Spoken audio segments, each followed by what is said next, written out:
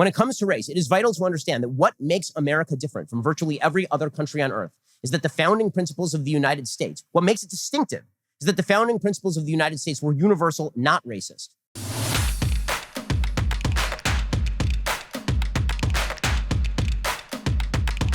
When it comes to race, it is vital to understand that what makes America different from virtually every other country on earth is that the founding principles of the United States, what makes it distinctive, is that the founding principles of the United States were universal, not racist. The Declaration of Independence's promise, which was not fully kept at the time of the Declaration of Independence, was a universal promise. That's not me saying that. That's Frederick Douglass saying that. That's Booker T. Washington saying that. That's Martin Luther King saying that. Right? It's black leaders saying that the promissory note had to be cashed.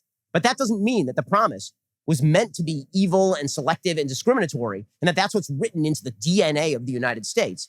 Far from it. The Constitution of the United States was written, as far as it could be when you still had half the nation slaveholding and half the nation free, was written to allow for the birth of the United States, but it was also written to allow a path forward away from slavery. The Constitution of the United States has a bevy of provisions that are designed to move the United States away from slavery entirely. The Northwest Ordinance, signed by George Washington in 1787, banned slavery in new territories. There were approximately 60,000 free black Americans living in the United States about the time of the founding. The Constitution of the United States banned the importation of slaves beyond 1808. This is not to deny that racism and slavery and racial evil were a deep part of U.S. history. Of course they were. But it is to say that what makes America special and distinctive and great is that the principles that really do rest underneath the American ideal are not racist.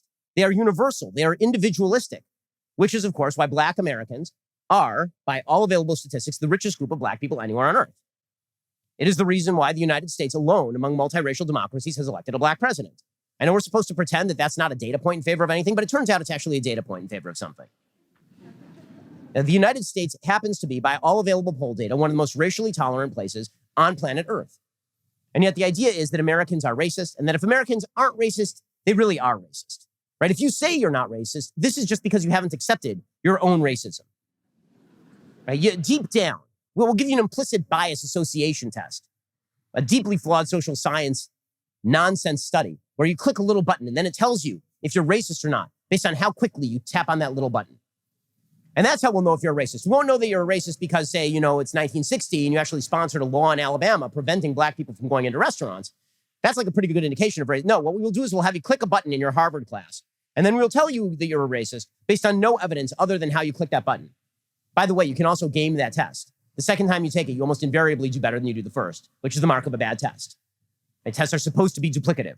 If you take an IQ test and one day you score 100 and the next day you score 150, that's a bad IQ test. You didn't randomly get 50 points smarter.